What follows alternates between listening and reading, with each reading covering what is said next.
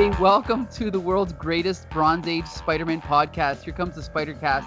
I'm your co-host, Michael, and as always, I'm joined by Joshua Mervell. And today we're going to be taking a look at some of the Spider-Man episodes from the 1994 show, Season 2, Episodes 4 and 5, The Mutant Agenda, and Mutants' Revenge. Yes, that's right. And we've got the whole gang here today. We have G.I. Jolie. She's back in the saddle. Woo! And Bex Luthor. Hi. Hi, I'm here. It's me. It's always me. All right, and also a returning guest, our mutant specialist, Harvey Brent. Thanks for joining us, Brent. I wish my name rhymed with the popular X-Man. I'm getting Harvey Dent as my mononym, but I really wish it rhymed with an X-Man or some sort of mutant. That would be nice. One? It's gotta. There's like 8 million X-Men. Yeah, we'll have to work on that. We'll keep that on the back. But then do we go for a rebrand? We can call you Gambrent? Gambit was my first ever crush from the X-Men cartoon, which is appropriate for today. Gambrent? I was like, why does my of crotch have a headache? I don't know. It's that Cajun accent. Yeah, in the eyes and just like the bod. Ugh. I had a crush on Rogue for sure. That voice, wow. Fun fact, Rogue is now the mayor. The voice that played Rogue is now the mayor of a small town in Nova Scotia to this day. Really? That's cool. Yep. She's Canadian? Excuse me, I am moving to Nova Scotia. Awesome. I'm on my way back. Offerings on her porch every day. Bring her offerings. Bring her mutants to suck the life out of. Just dress up as Carol Danvers. Oh my god. Do you I think have the costume. she would probably actually like appreciate that if somebody came up to her in Carol Danvers cosplay. She would probably actually love that. Probably. Definitely leaving to Nova Scotia. Girl, I got that costume. Give me a touch. I'll find out the town name and I'll send it in a memo later to the team here. This is getting creepy. The All right. moment they open that bubble, all 5 of us are gone. Yeah, Road trip. To go visit the voice of Rogue. that's right. I don't care how old she is or what she looks like. I just want that voice, you know? Anyway. Okay, back to the episode. Let's talk about this episode. So this is 2 episodes of Spider-Man, but it features the X-Men from the X-Men cartoon.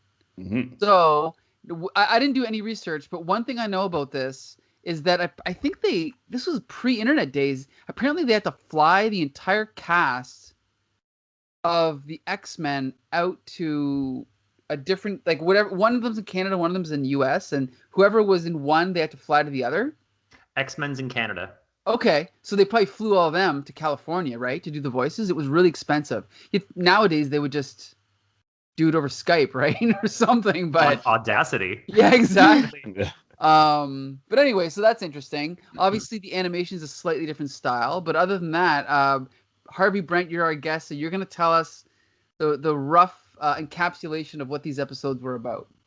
All right. So the tea is that the episode started off with Spider-Man, who he's, I think he was consulting with Dr. Kurt Connor, aka the Lizard, and he's like, and Kurt Connor's saying, you're undergoing mutations, your cells are changing. You need to go see an expert. And who better to talk about mutations with than Professor Charles Xavier in the Xavier School for the Gifted Youngsters. And so Spider-Man visits Xavier's school.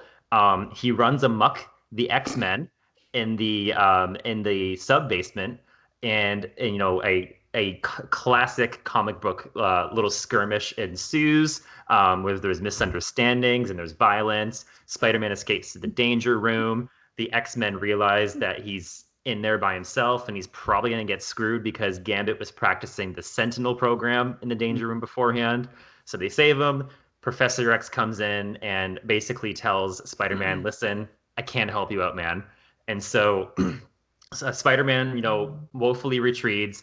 And it's after a while that Beast tracks down Spider-Man and says, you should go visit Herbert Landon. Herbert Landon is working on a cure for mutations, which is, a tale as old as time when it comes to the X-Men. They're always looking for cures, right? And so while that's happening, some of Kingpin's men, I believe. No, it's Herbert Landon's men. Sorry.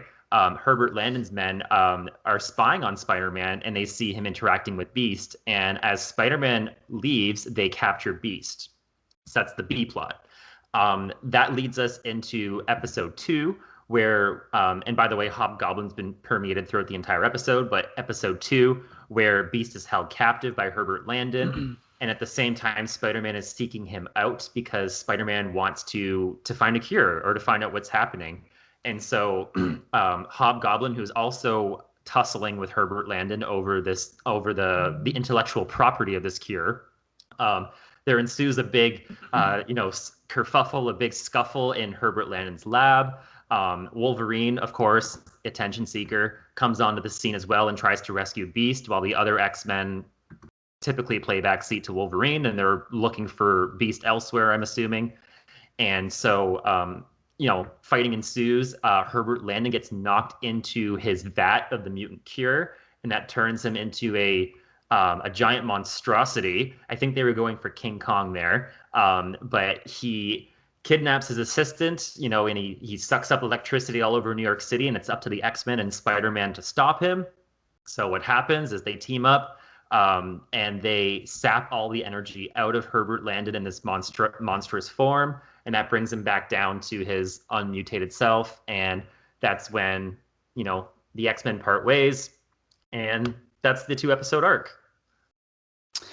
Okay, so I'll just say very quickly before we jump into it, the one thing that disappointed me about this 2-parter was that they focused, to me, too much on Beast and Wolverine rather than the rest of the team. I didn't like that about it, but other than that, there's other issues I have. I don't think the animation so far in season 2 is as good in season 1. I'm not sure if they changed studios or what happened there. But overall, obviously, I enjoyed the episode. But that was my main takeaway, was that I wanted to see more of the rest of the X-Men. But let's jump over to Jolie. Jolie, what was your take on this 2-parter? I had the pleasure with a 5-year-old who had never seen animated, and she really loved it. I spent the whole time, Wonder Woman is never going to show up because they don't live in the same universe. She kept asking. Right? She's like, well, how come Wonder Woman isn't here? So we were all very disappointed about that, but we all learned. And if I wasn't watching it with her, I'd tend to agree with you. It was a lot of the moment Wolverine got on screen. It was a lot of Wolverine and Beast. And Spider-Man did some really weird things and said some really weird things. It's typical Peter Parker stuff. I thought we were about to get another origin/death nation, but we just flashback fishing scene, which was kind of nice. It was lovely. We don't often see him flashing back to good memories with Uncle Ben, where he's that young and they're, out at a creek fishing. I love fishing. If I had to rate these out of 5, I'd give them a 3. So not as good as previous episodes we've reviewed, or what? I mean,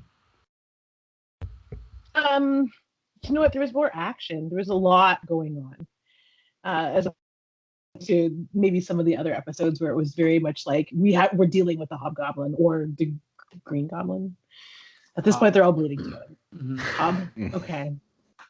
What type of goblin are we dealing with this time? Also, when the Hobgoblin showed up, I was very confused with that they didn't use him a little bit more too. But anyway, we'll talk about that. It's 3 out of 5. All right. Lukewarm feelings. Joshua. X-Men. Yeah. Okay. Joshua Mervell, what's your first impression? Yeah, it was pretty fun. I'm always worried with crossover episodes of TV shows because it sometimes feels very, just like with comics as well, when it's like this big crossover event, it's usually kind of a jumbled mess because they're just doing this to be like, look at these two things are in the same world. Don't you like these two things together? So I was worried that this was going to be kind of that same jumbled mess, and I was pleasantly surprised that it wasn't so disorienting, and like everything like that was there for a reason and kind of, meshed pretty well. I do agree. I think Wolverine was the weakest part. This is based off of a comic book as well, that came out in 94. And this Right. came out, season 2 started in 95. So I'm assuming it was kind of along the same time as them writing the issues. They were probably writing the scripts for the show. And J.M. DeMatteis is the writer for the TV show, and he is a comics writer as well. So I'm assuming that, I don't know if he wrote the comic, and it's called the same thing. It's called the Mutant Agenda, that arc. So It looks like Becca's on that. She's checking. No, she's playing something again. Or something. No, it was Stephen Grant who wrote that. Okay. And he did write. I'm just looking at pictures. Stephen Grant did also write these episodes as well. So and just we know Josh, we know J.M. DeMatteis from his career on Marvel Team Up. Don't forget that. Right.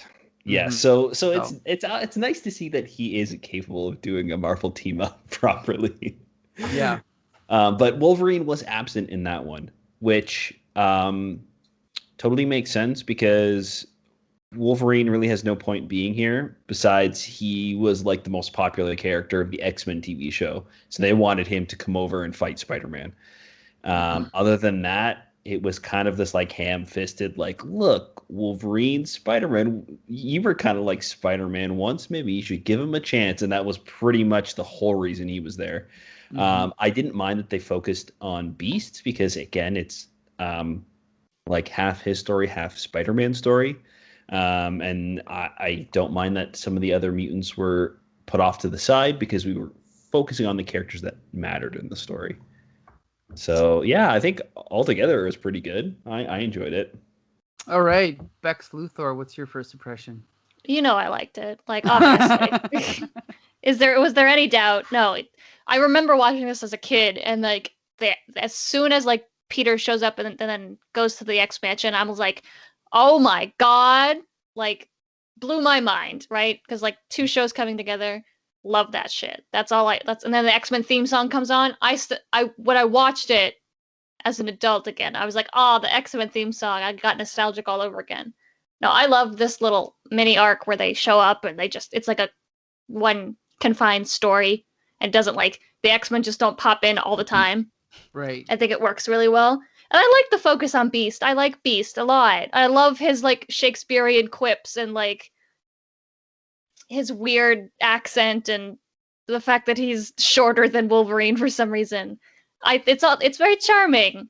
And I liked Spider-Man and Wolverine's little bants. I mean, it did give us a great meme that like I didn't realize that it came from this episode, but them like tussling on the ground at the end of the episode 4. I've used that GIF my entire life. Really? I didn't know it existed until today.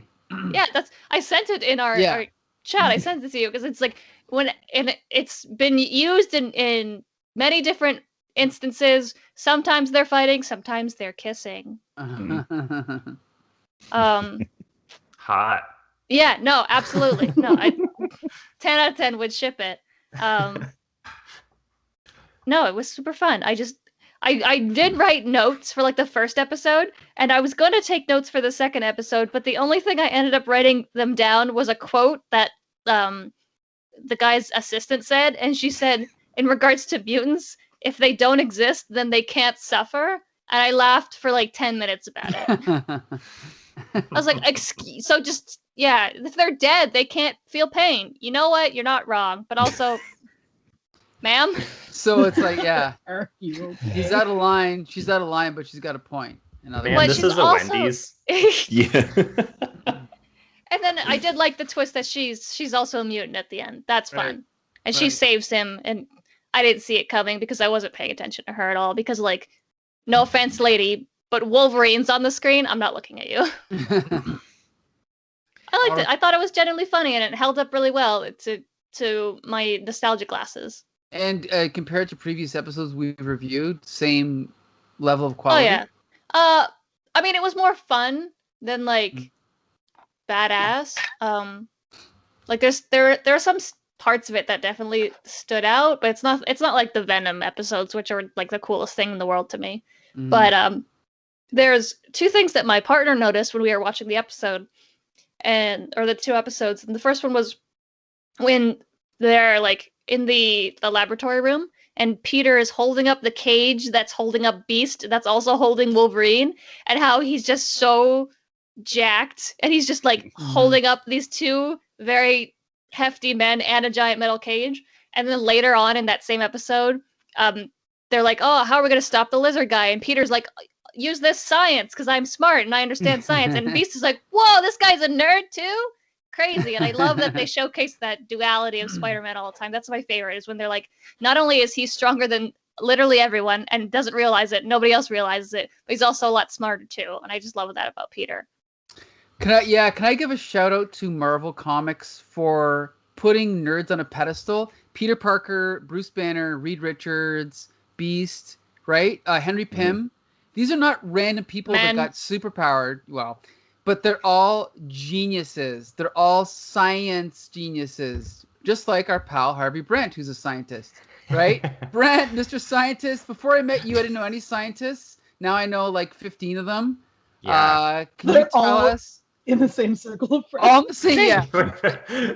We travel in roving gangs of scientists. Yes. Can you tell us? I know that you did the summary, but now tell us your impression of this episode. What did you think of the quality? All right. Well, So I noticed. Obviously anybody that knows me, and I've been on your show in the past. Although I don't think I've been on like in almost a year. I think the last time I was on was like August, maybe, when we did. It's been a while. Oh God, what was that comic we reviewed? It wasn't Kang. It was Kazar?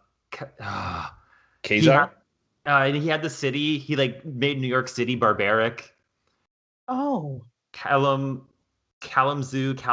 Wait, Brent, you were on our show on February 24th reviewing those X-Men comics, remember? Yes. Sorry, that is the one I'm talking about, though. It Oh, was okay. New York City. I'm sorry. I thought it was August.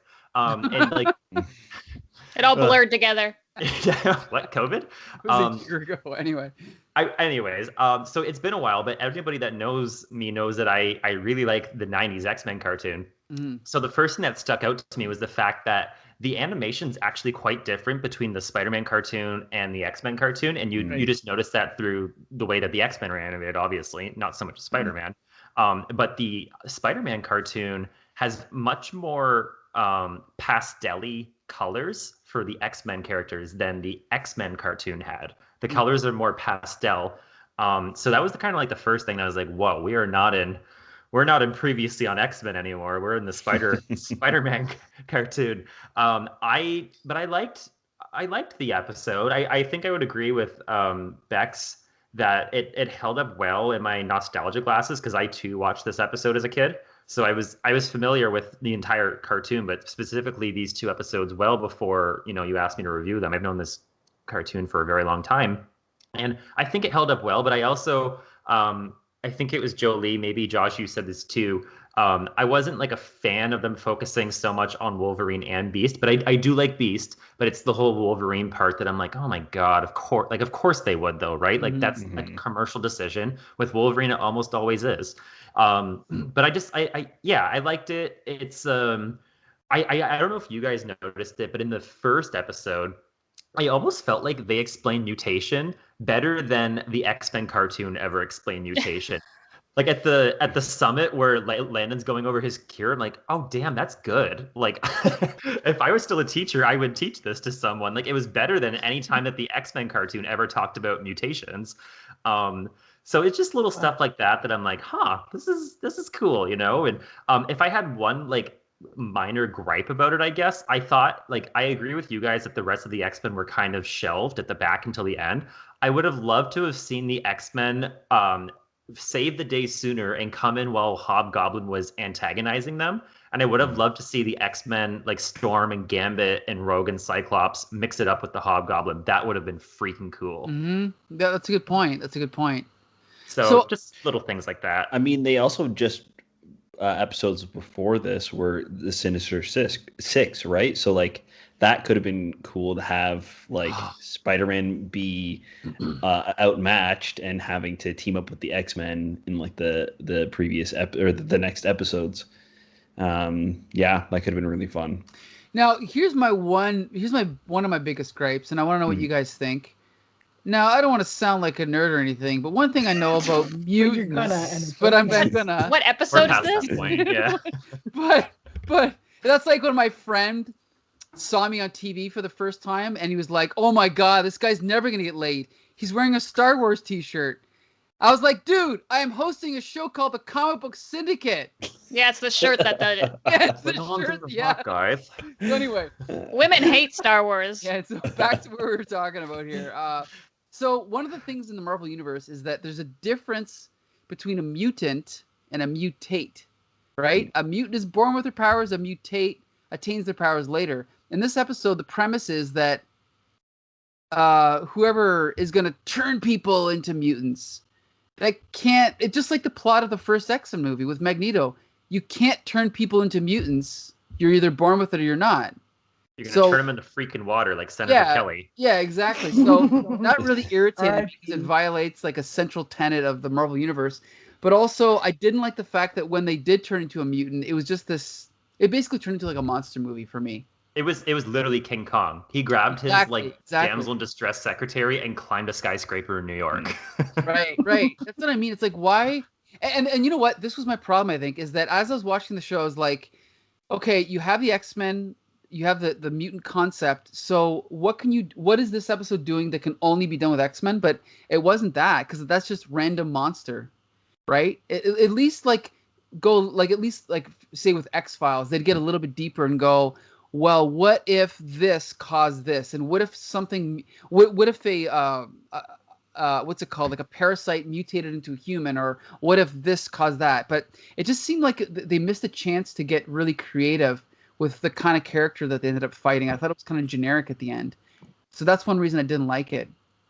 And speaking of Wolverine's, popularity, I'm actually surprised that this version of Wolverine was as popular as it was, because I honestly never liked this voice actor.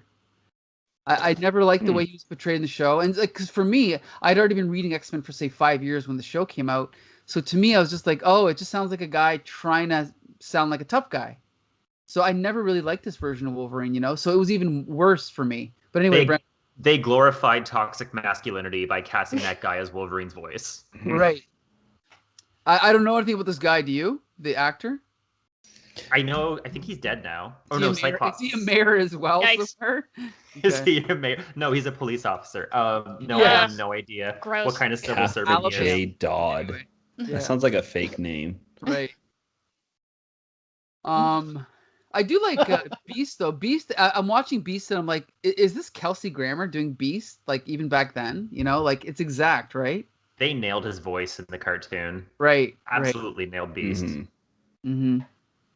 The thing with the X-Men cartoon is some of those voices are so ingrained into Marvel lore now. Like, it's insane how much, like, oh yeah, Gambit and his Cajun accent, that's Gambit. Gambit can't not sound like he does in the 90s cartoon. Otherwise, it would be weird to me.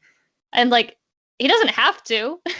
None of these characters have to sound like they did in the cartoon, but they will always sound like they did in the cartoon. Like when I'm reading comics, I hear Christopher Daniel Barnes's voice when I'm reading Spider-Man lines.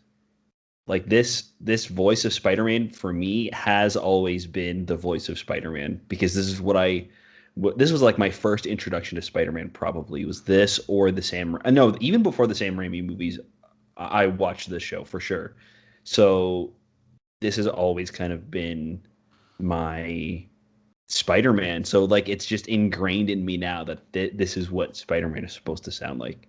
See, for me, it's the 80s show, which is the same voice actor that played Bumblebee and Transformers, right? So that voice. But now, the one thing I got to say about the Spider-Man show, the element they added that I don't think any other show has, is the narration, right? Spider-Man is constantly narrating, and I think that really adds an extra layer to the show. Because I can't even think of another cartoon that has the lead character narrating like that, first person. I thought that was cool. Yeah, but kind of makes it feel even more like a comic book too, because you are constantly getting that thought dialogue while you're reading, right? So to kind of have that translated as like a narration for the show, I think really works and really lends itself to kind of the quippiness of Spider-Man to kind of really get what's going on inside his mind, because that's a lot of the times where he'll like monologue about, oh man, nothing's going right for me. It kind of mirrors that, like right. Like when he was being almost creep spiky. outside of Mary Jane's window, and he's like, "Oh, Mary Jane, she'll never want me." He's like, "Yeah, because you're being weird.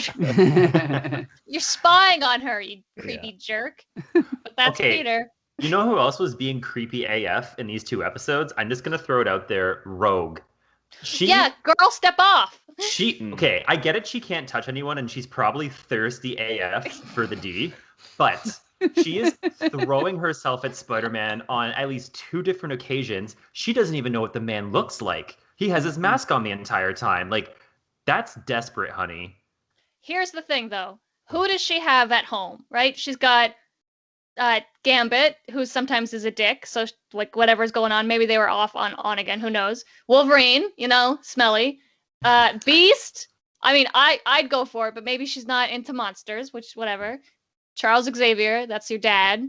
Cyclops sucks. So And like, also a tired lay.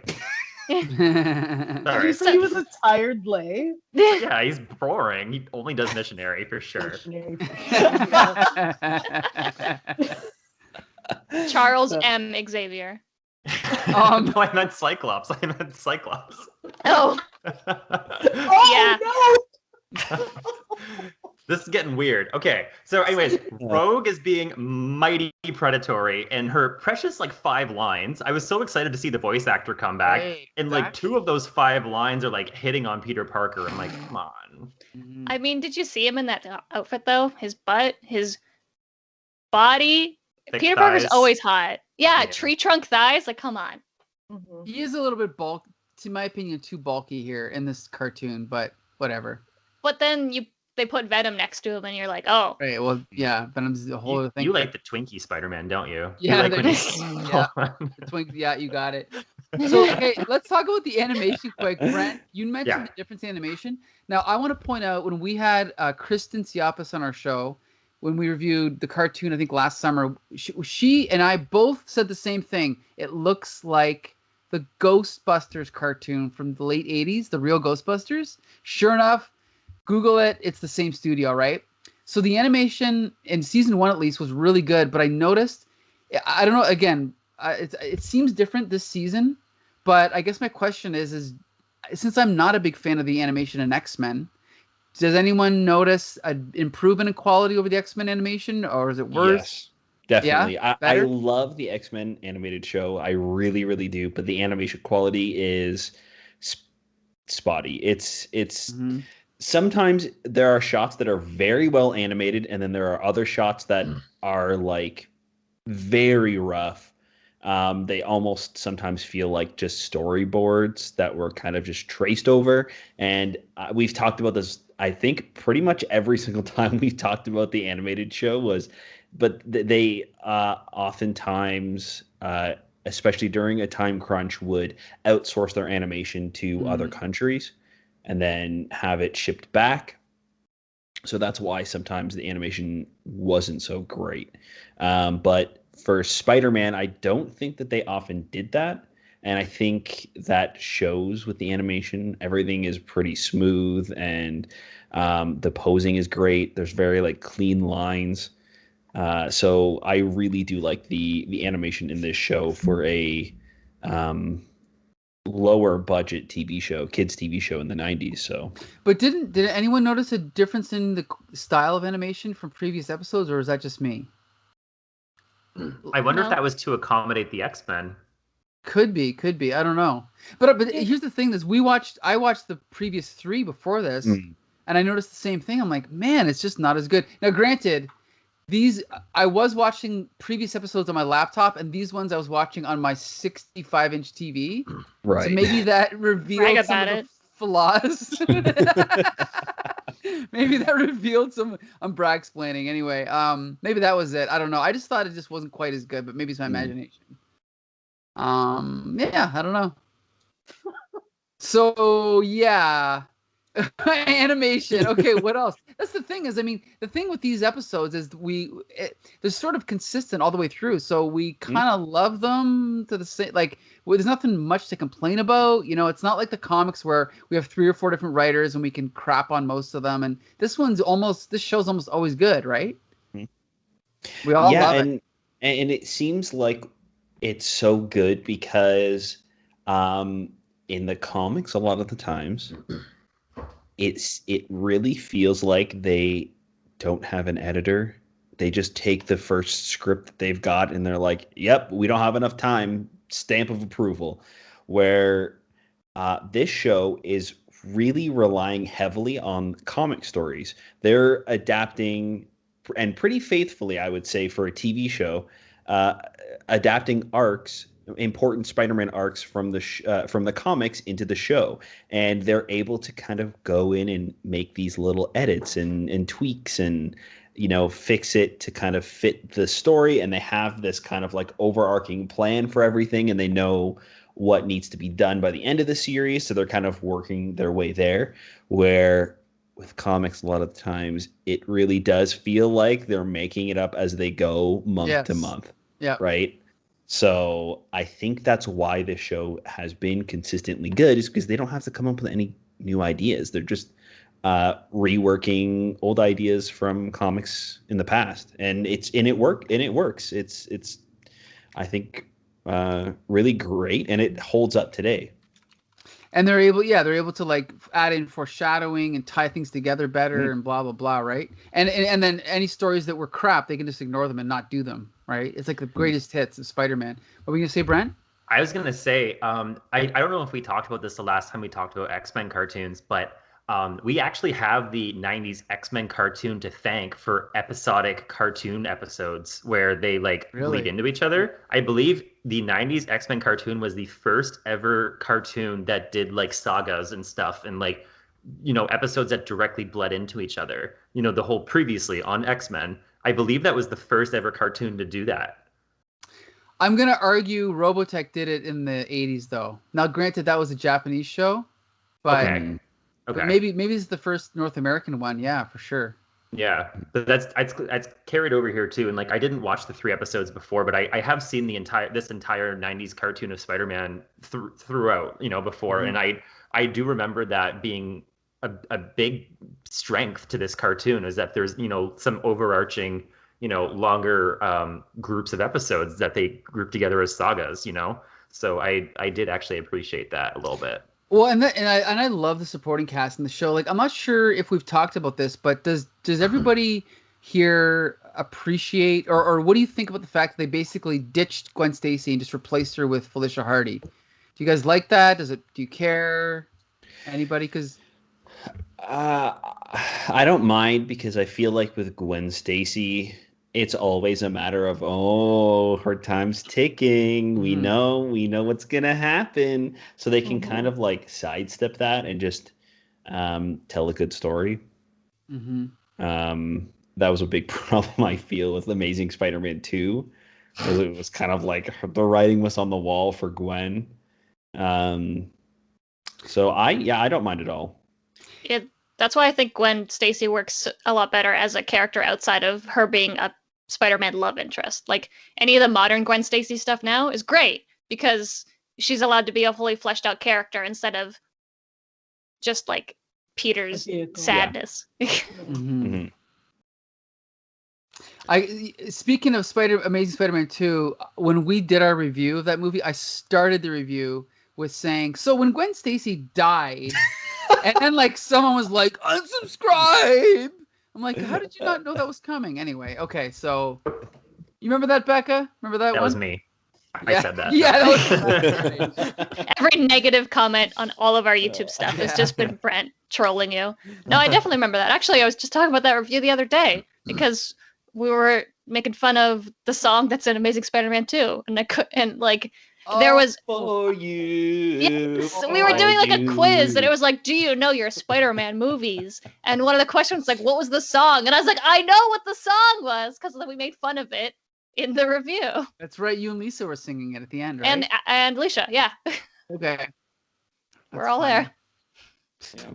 Good times. So Great movie. You know, I've never watched it again since. Anyway, Josh, what were you gonna say? It's pretty crazy that 26 years later, this show still stands up. Like, it still holds up. And so does the one from the 80s. But yeah, I know what you mean. Like, You're wrong. well, don't forget. I can see this show airing today. I cannot see the one from the 80s airing today and being successful. If you ask people from my generation, they might disagree. Yeah. But yeah, I know what you mean. I get what you mean. Like, this one feels more modern. Like, if you watch it, there's almost nothing really dated about it, other than the CGI buildings. I love them. Oh, and the CGI hobgoblin hacking into the building. I love Oh, that. his 3D render? That was Hilarious. fantastic. I can't get enough of that 90s CG stuff. I have a soft spot in my heart for Reboot, the animated show. So anytime there's anything remotely close to that, I'm just like, yeah, I don't care how awful it looks. I think we were just watching or talking about the original Mortal Kombat movie too. Mm. And that's got some There was bad a- CG. There was a discussion about that on the Spider-Cast? Oh, no, my partner and I. No. Oh, okay. I was going to say, whoa. You're like, excuse me. I think we talked about Mortal Kombat for a second, didn't we, Brent? On our last episode of the Full Volume podcast. Yeah, we did talk about it briefly. Briefly. Yeah. Oh, great. Anyway.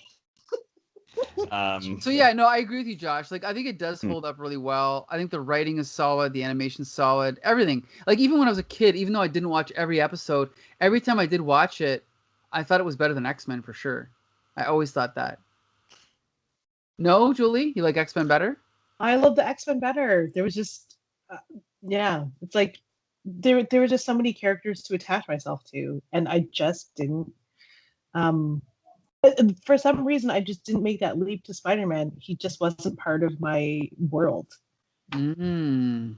Yeah, Okay. maybe he was like on a channel that was like blurry that I couldn't tune in. But Yeah, like I think X-Men, sorry. that's okay.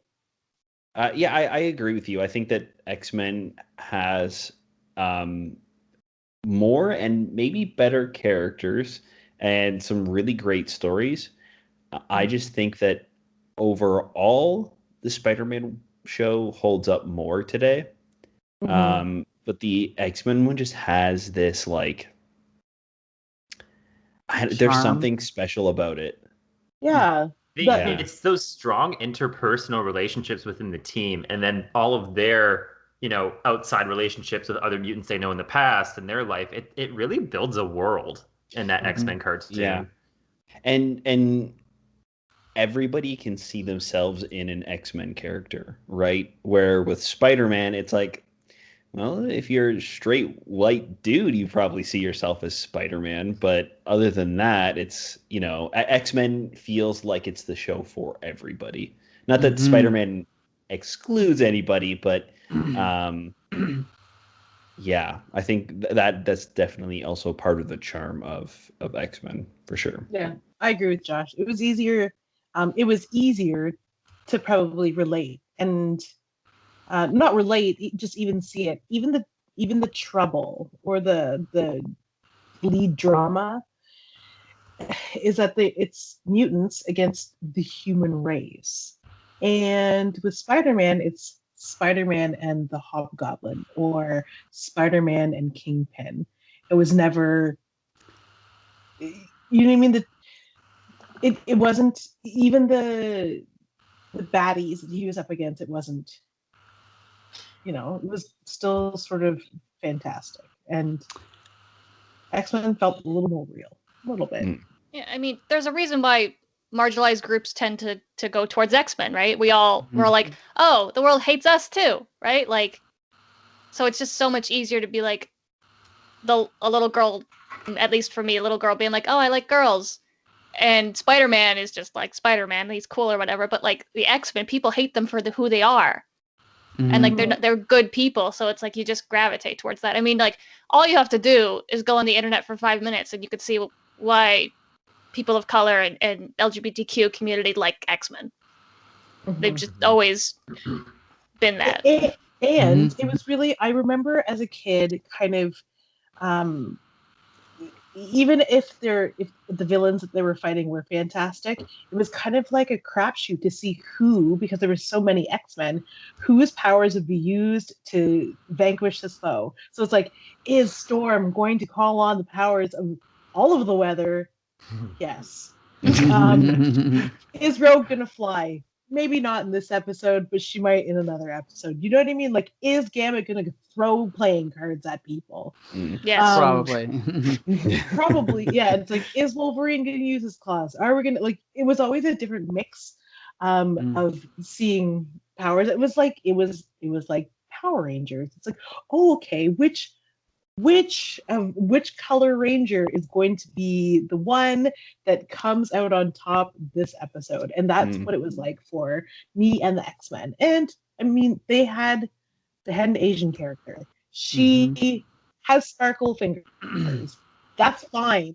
She was Asian, and I could see that, and it was made it awesome for me. So Jubilee has one of the best lines in all of X-Men too, is when she's in the arcade and she's like busts the machine with her powers, and then the guy's like, "Do you know how much that costs?" And she's like, "Yeah, 25 cents." Yeah, quarter, yeah. Like, that's amazing. I love Jubilee.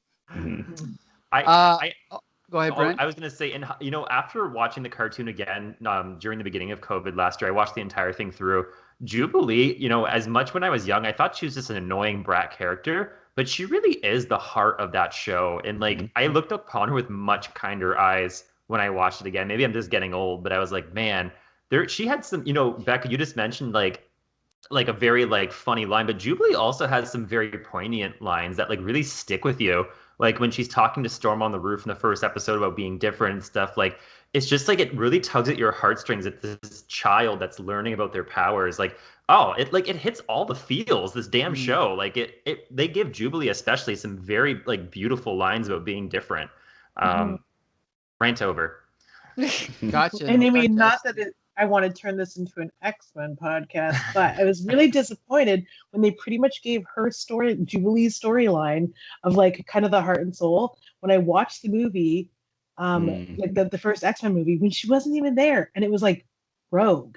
I know. They screwed up the movie's just whatever. That's a whole other thing. Like, not only has Bryan Singer not read an X-Men comic, as far as I know, he didn't even watch the cartoon. So when you watch the movies, you're like, what version is this? Oh my God. There's an amazing story about Bryan Singer. I mean, he's disgusting. Don't get me wrong. I was going to say, no. Like, what? Which story? I have to Google it because it was actually like iconic. Where basically he interviewed somebody else to be Wolverine in 1999. I want to say it's Kiefer Sutherland, but it might have been Dougray Scott or someone else. Yeah, Dougray Scott, I think. Yeah.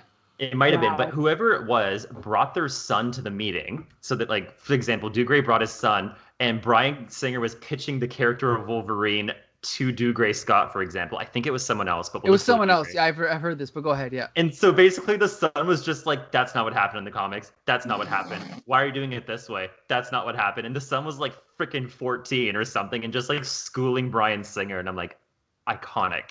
Yeah. Oh, I wish I could find out who that actor was. The only good X-Men movie is Deadpool. It's the only one that actually has like Days of Futures Past gets vetoed for killing off Darwin immediately. Right, but zero forgiveness points. That's first class. It also still doesn't feel like it also doesn't feel like fuck first class X-Men. You know what I mean? Well, like Deadpool's the only one where the characters feel like X-Men characters. It was Viggo Mortensen, by the way. Movie. Oh. It was a good movie, but it doesn't feel like the X-Men. Like, you pick up an X-Men comic, I guess besides Old Man Logan or, one of the offshoots, it doesn't feel like the cartoon or like reading X-Force. I don't know. I think Wolverine and Logan do feel like the comic. Deadpool does too, but the rest of all the Bryan Singer movies and the other ones are all pretty bad. Garbage. Days of Future Past I liked, but the Yeah, rest are I just rewatched upsetting. that. It's good. Yeah. And some of the characters like Magneto, I think I used to love what's his name, Ian McKellen, Mhm. Sir Ian. and Sir Ian, and then I saw Michael Fassbender, and I was like, no, this is Magneto. I cannot see anyone else playing Magneto now. Yeah. I ranted about this before with Mike, I think on the Full Volume podcast one time. The only thing Singer gets right is the us versus them analogy, because he is a minority too in real life. Singer is, so he kind of infused a lot of that like homophobia, in society. He infused that into the X-Men world that he made, and I think that's the only good thing that he gets really right about the X-Men. It truly does feel like a homophobia, paranoia kind of atmosphere that mutants are living in. He did that very well. But when it comes to action, story points, the characters he focused on, the visual effects, One-liners. not good. Right. One-liners. One-liners. You know what happens nothing. to a toad? Yeah, like That's I was exactly literally what- gonna say that. Yeah. no. So There is the line when I think they do Bobby's like story pretty decently in Right, X2, right. when it's like, have you tried not being a mutant? Like that's that just was great, iconic to me as a kid. I was Yeah. like, oh my god. And then they like foreshadow, because now Iceman is gay in the comics, sure. When he's like, when Logan like pops the beer open and it's like not cold, so Bobby like blows on it and hands it back to him. I was like, you telling me that man is straight? And then a couple years later, he's not. So I was like, oh, okay. I get it. But that's the only good scene in all of the first 3 X-Men movies. Okay. Anything to do with Iceman. There's a I am an couple Iceman more, but- stan. Yeah. So anyway, I think it's time to wrap up. We'll have you on again, Brent. We're going to talk about X-Men again in the near future. It won't be a year. I guarantee that. It'll be a few months. But we want to thank you for joining us again. I think there's 65 episodes of Spidey, so we'll review most of them, I'm sure. And I want everyone listening or watching or hearing or whatever you're doing to join us next week, because we're going to be back to reviewing Spidey comics. Web of Spider-Man number 13, Spidey Goes Berserk. Amazing Spider-Man 275, The Return of the Hobgoblin. And Peter Parker number 113, where Spider-Man beats up some street thugs. So that should be a good one. Anyway, Josh. Skip Peter Parker. Josh, you can take it from here. We also want to thank you guys so much for listening to the podcast. It really helps when you leave us a review over on Apple Podcasts, or you can drop us a line on Twitter at HCT Spidercast. Please let us know what you guys think about the comics, or in this case, the TV show episodes we're talking about. We want to keep that comics conversation going. So until next Monday, Spider Friends, go for it.